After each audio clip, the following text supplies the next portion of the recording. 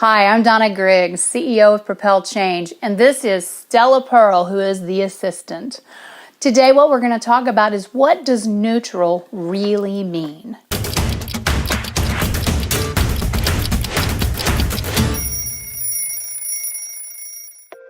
So John is the CEO of a growing healthcare company, and he called me in because he said, hey, look, we need some communication training, and I need to know how much it's going to cost. Well, my first question was, John, why do you think you need communication training? And the whole issue that he had was, I think my employee engagement's really down. We did a survey, we got a lot of turnover, so we got to get that better. So I asked him if I could see the results of the survey. I went through 50 or 60 pages of documentation, and I kept seeing the same things over and over and over. Where they thought they were having a communication issue, it was actually 3 completely different issues. One was, we have an issue with processes. Our processes aren't standardized, and it showed up whenever somebody would say, hey, how am I supposed to do this? I'd ask 5 people and I'd get 5 different answers. Another one was, they had issues with leadership. When leaders were not playing well in the sandbox together, everybody knew about it, and actually it flowed right down into the organization. And the third issue actually was communications. They had silos in departments. They had really people not really playing nicely together. So as a result, we started looking at percentages in their 5-point scale. Am I very satisfied? Am I very dissatisfied? And neutral was right smack dab in the middle.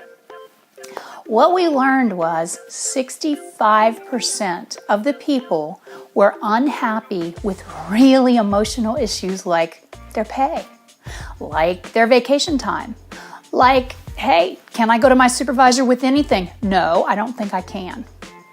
And in fact, John didn't really recognize that until I pointed out a couple of things.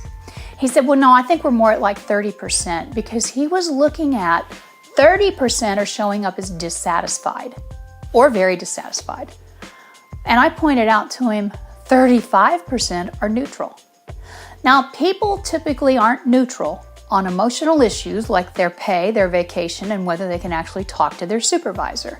So to me, I had a 65% unhappy employee rate, which meant that's why you got turnover going on. So here's the deal. When we started talking about it, John said, well, I can't believe that all these people would be dissatisfied. I said, John, people do not say that they're neutral unless they are fearful of any repercussions, or they have a situation where I just got here, I really don't know. I think my pay is fine until I know otherwise. So as a result, it opened his eyes hugely in what does unhappy really mean, because 35% neutral does not mean they just don't have a thought. So while he wanted training for his employees for communication, what he really desperately needed was training for the leaders. Training so that people understood, here's how I'm supposed to act, and bad behavior looks like this, good behavior looks like that. So if any of this sounds familiar, ask yourself, well, do we do this right now?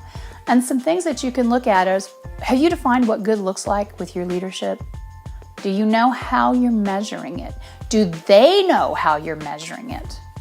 If you know what good looks like and you're measuring it, do you have any behavior gaps? Because if you have behavior gaps, that's what you need training on, not generic, how do I communicate with somebody?